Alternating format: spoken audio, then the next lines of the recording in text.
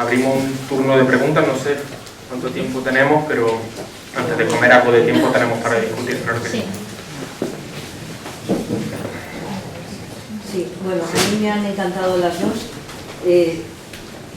Creo que hemos tenido un fallo en la organización y es que al presentador nadie le presenta.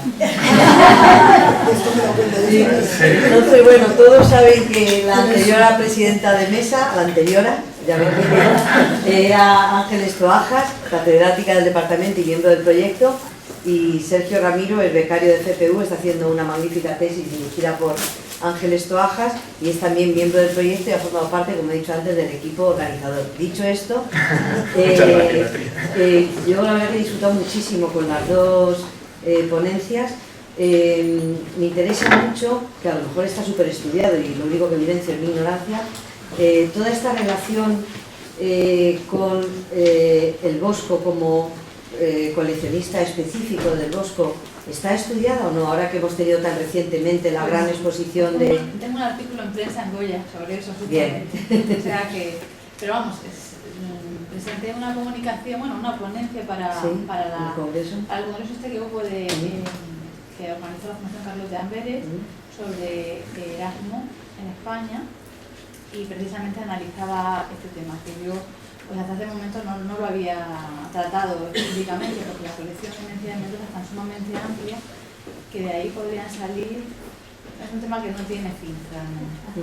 Entonces, bueno, evidentemente la mayoría de las copias de las obras están copias, obras de taller, pero lo cierto es que ella encargó hasta 2 copias del carro de heno. Encargó, una de ellas se quebró y por eso la otra dice, encargo otra obra del carro de heno como la que se quebró.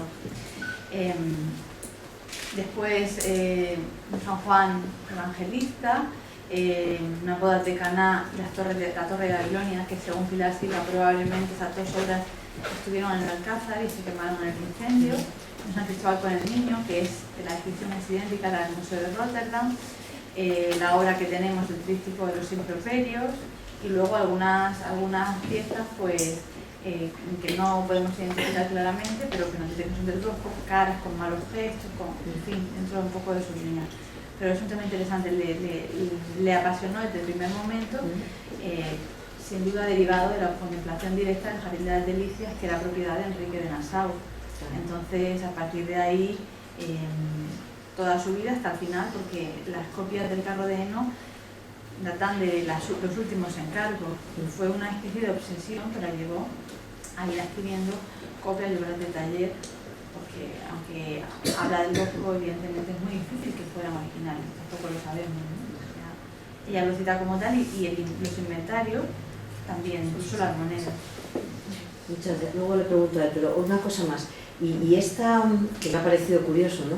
Esta identificación que ella lleva incluso a la iconografía, después tenéis los 3 retratos, con el personaje de María Magdalena, ¿está fundado en qué? ¿Una devoción especial o en... bueno, ¿era pecadora ella? Todas las mujeres se sentían pecadoras.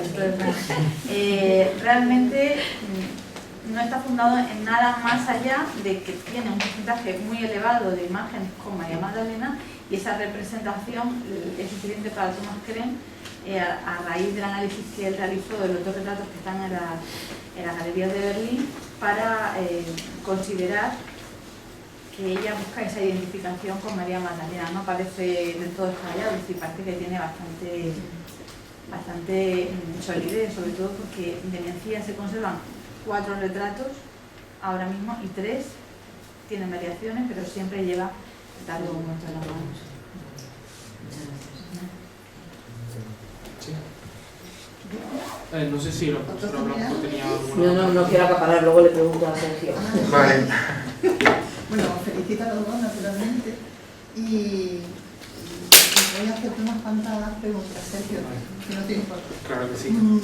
Lo primero es el dibujo tan precioso de la canta de Berruguete, el dibujo Claro, también es de la carta, también bueno, en realidad, claro, eso no lo he explicado, es una minuta de carta, no es la carta, no lo envía. Este estaría entre los papeles con los que él diseña y luego posteriormente hace esta minuta de carta, pero no es la carta definitiva. Bueno, Eso pero que es el dibujo sí, el dibujo es de él, pero estaría entre sus dibujos, no sería, Sí. no es lo que le manda a ella. Ah, Esto vale, sería, que no forma parte esto de la es una carta. aclaración importante, Vale, efectivamente. el reciclado del papel que continuamente sí, hacía. porque es una minuta en realidad, no es la carta definitiva. Vale, y luego tú has utilizado con frecuencia un término que es el que hay que utilizar, que es el de evergetismo, pero yo creo que deberías matizarlo, bueno, no matizarlo, explicarlo un poco porque es una cosa muy específica y a lo mejor no es de uso habitual en la Me he preguntado qué era. Claro, entonces, En realidad, no, pero yo a veces lo utilizo también en este periodo, aunque parte del mundo romano, ¿no? Claro, de hecho casi cuando utilizo Pero el explica un poco y así. Por lo menos a los más jóvenes, explícanoslo.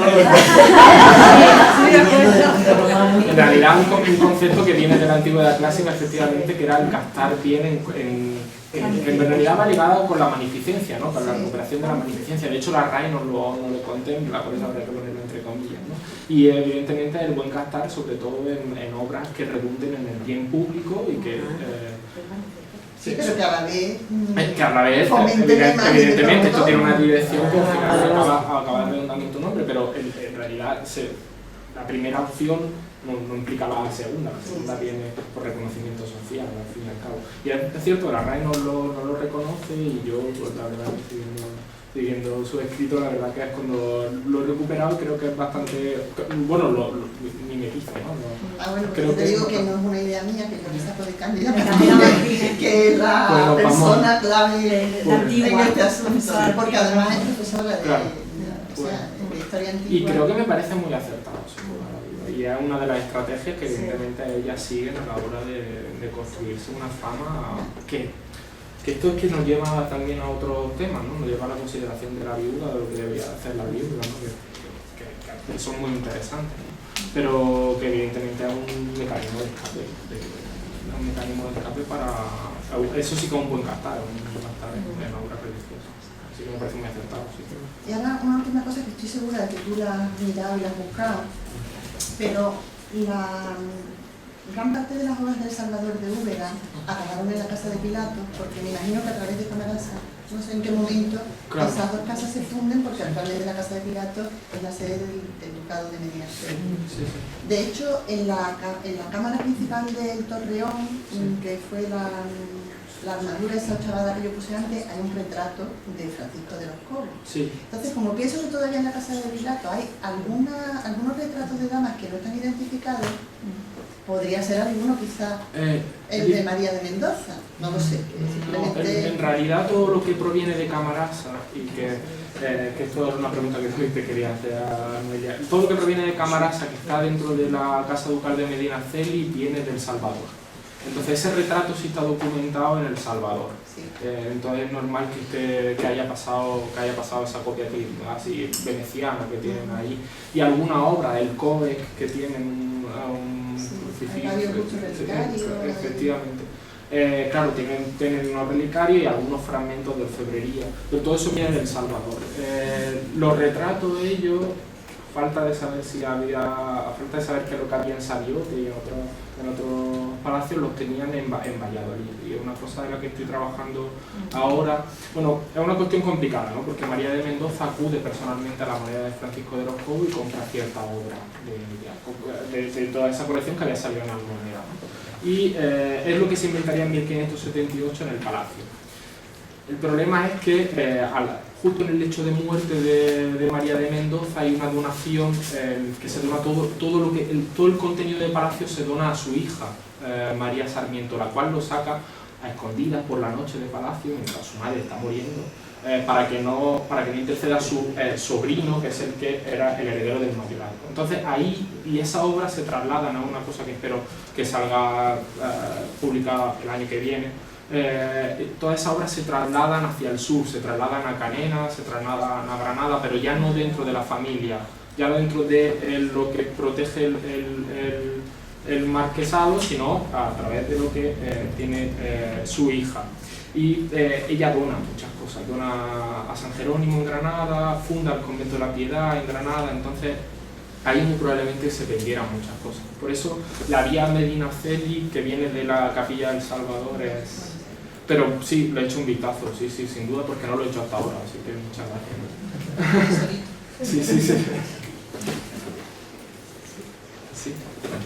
Yo, bueno, felicidades a los dos, me gusta mucho, me ha parecido muy interesante.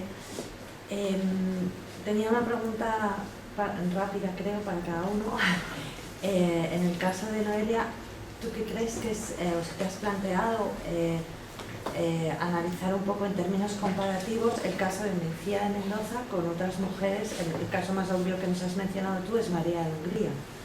¿Qué es lo que le singulariza? Porque es evidente, como estamos viendo esta mañana y como veremos a lo largo de más días, que claro que existe una importantísima actividad, ¿no?, por parte de las mujeres. Es decir, podríamos ir enumerando un caso tras otro ad infinitum, pero ¿qué es lo que singulariza a Mencía de Mendoza en ese momento y qué es lo que la convierte, por qué se caracteriza, ¿no? En este sentido también, como a la profesora Blasco, me ha llamado mucho la atención lo de las magdalenas. O sea, esto me parece una cosa absolutamente fascinante. Quiero decir, con la magdalena se está identificando. Y hay mucha tela, si se me permite la expresión así un tanto coloquial, ¿no? Porque claro, pues con la Virgen María, con otras cosas, en fin, pero la magdalena ya me parece que es un tema igual por eso.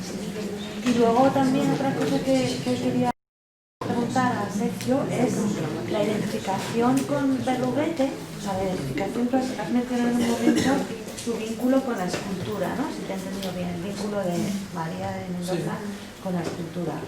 Y esto, ¿cómo has llegado a esta deducción? Porque yo esto no he entendido muy bien. O sea, he visto la carta de Berruguete, después nos dices que ella cambia los proyectos, modifica los proyectos del retablo de Úbeda, pero ¿cómo has llegado a esas conclusiones? O sea, era un poco... igual me perdí.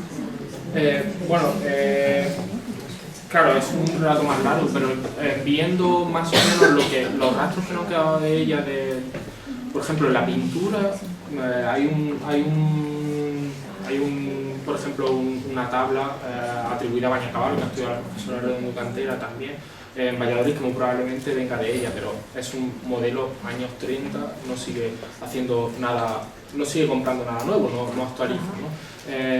Por ejemplo, ella tiene también un Sodoma, regalo muy probablemente de su hermano, años 30 también, aún en vida de codo. Ella tiene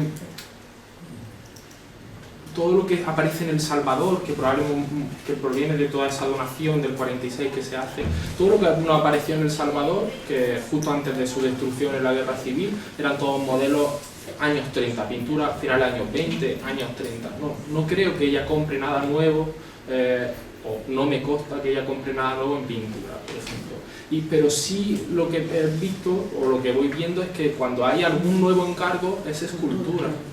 Y que haya cambiado el modelo del retablo, que no sean esas imágenes, que no sé si son pintura y escultura, esas imágenes que da, y que luego las que sobrasen tenían que ir a la iglesia, pero que haya cambiado ese modelo y haya optado por un modelo solo de escultura me lleva a pensar que tiene una preferencia por ahí. Perdón, sí, me quería colar. Bueno, en cuanto a la pregunta que me hace Maricruz, la singularidad. En primer lugar, estudiarla desde un punto de vista comparativo con otras contemporáneas es algo que está pendiente y yo creo que es súper interesante y es obligado, la verdad. Porque de hecho, algunas de sus actuaciones y algunas de sus... Bueno, por ejemplo, hablemos de la galería de retratos. En esa galería de retratos bebe claramente de la galería de retratos de María de Hungría. Habría que analizar de una manera más profunda la relación que tienen las dos. Sabemos que cuando Mencía llega a España, Carlos V le da una serie de cartas, le da una serie de objetos para que le lleve a María de Hungría cuando vuelve, es decir, que la relación es estrecha. Y sin duda, pues, tanto la colección como la manera de exhibir de María influiría en Mencía, no tengo ninguna duda. Y yo creo que es algo que está por hacer. En cuanto a la singularidad en sí del personaje, lo primero que tiene Mencía es esa independencia económica que es importantísima. porque claro, los ingresos anuales eran equivalentes aproximadamente a unos 220.000 euros actuales, y es muchísimo.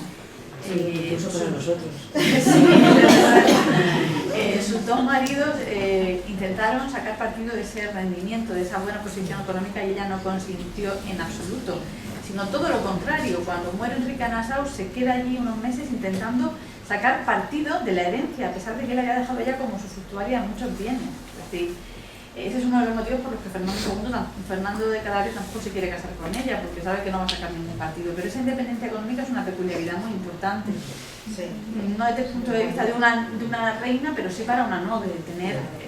Y luego la formación humanista que tiene Mencía es también otro elemento a tener en cuenta, desde la herencia paterna hasta la formación que tiene con Estrani, con Maldonado.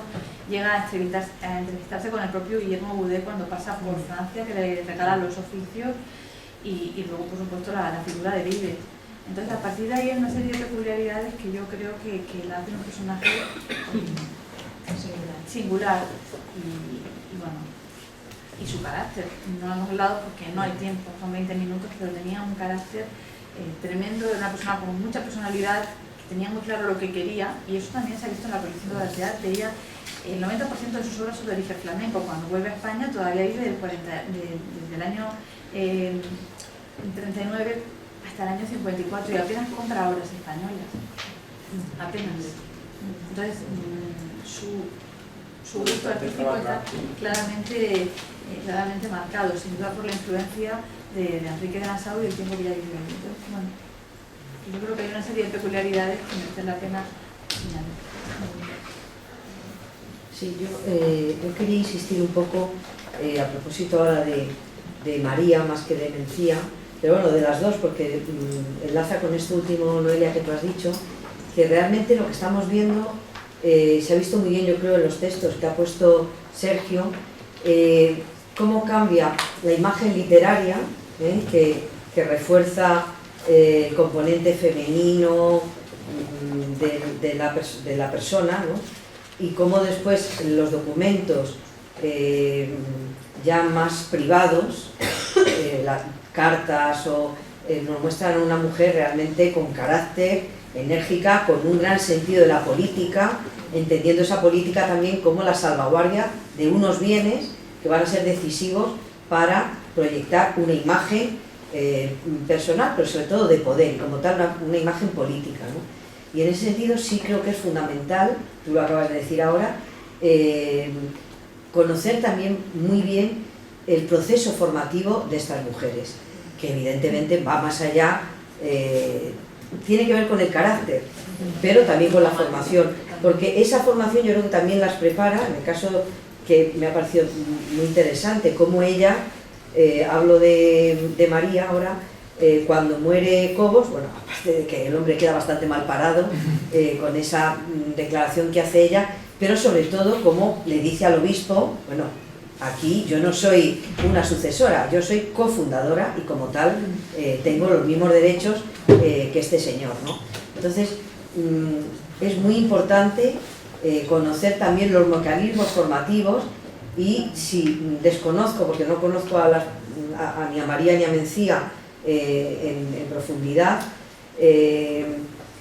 no sé si tienen más hermanos, qué papel ocupan, si eso determina su formación o si es común a todos los miembros de su familia, hombres y mujeres, ¿no? Pero sí que creo que es muy importante porque también deshacen muchos tópicos que se han ido formando y que en buena medida seguimos manteniendo, ¿no? Me parece muy interesante. Yo, si me permites una postilla, lo que creo que evidencian todas estas cosas es la importancia de estudiar la casuística. Sí, claro. En hombres y en mujeres.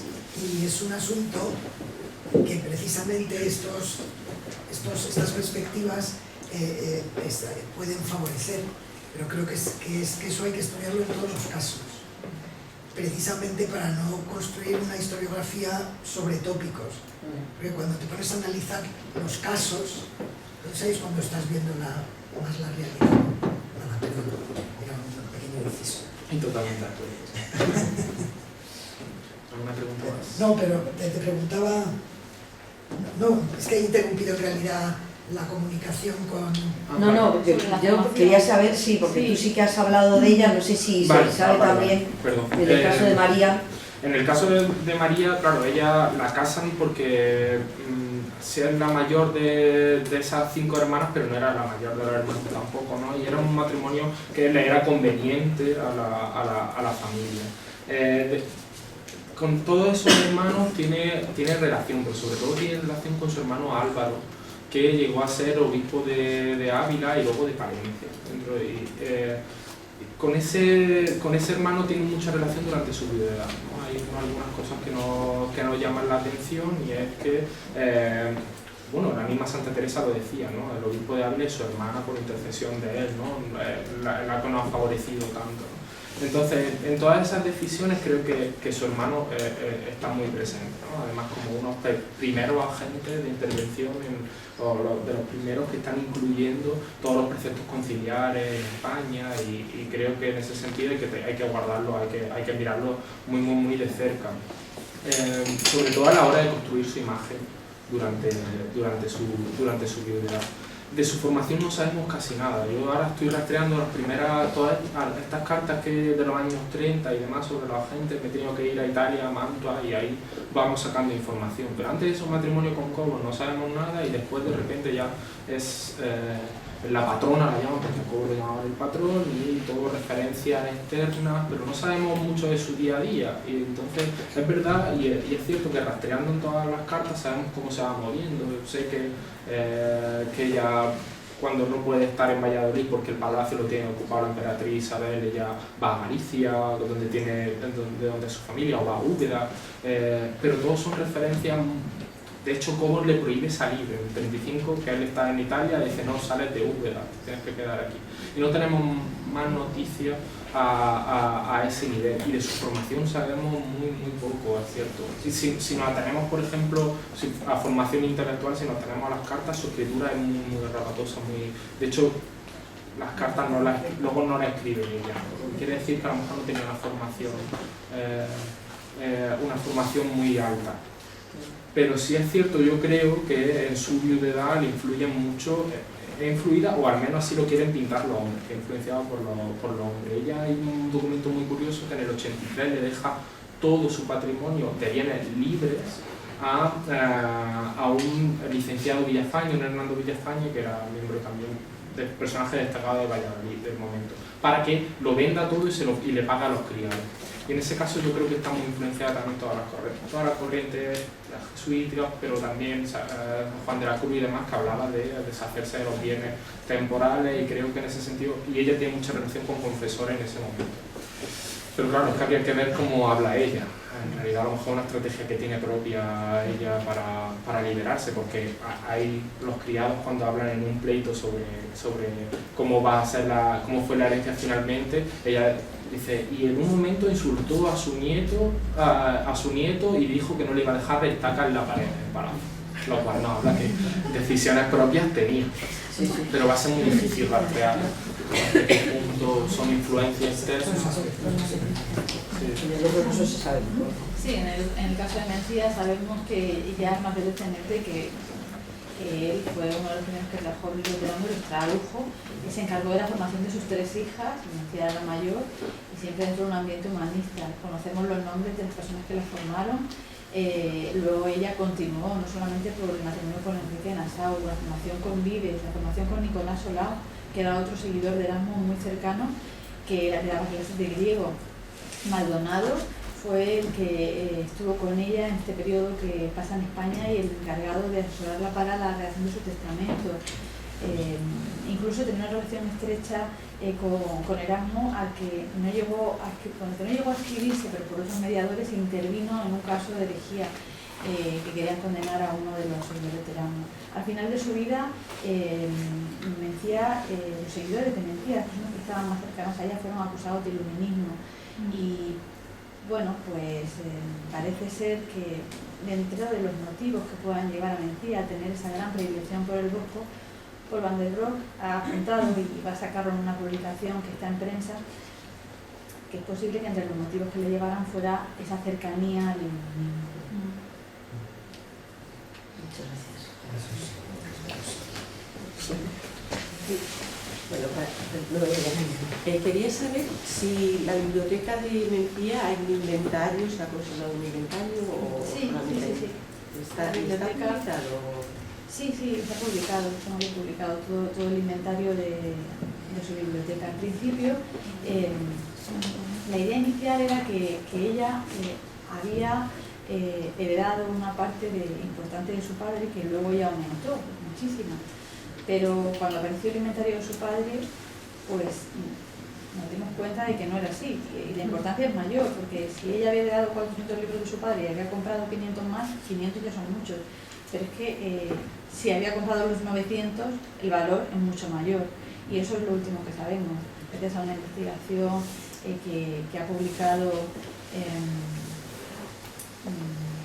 la Sede de Comercio Real, la Universidad de la Universidad. La biblioteca está publicada y vienen todos los libros, en español y en inglés.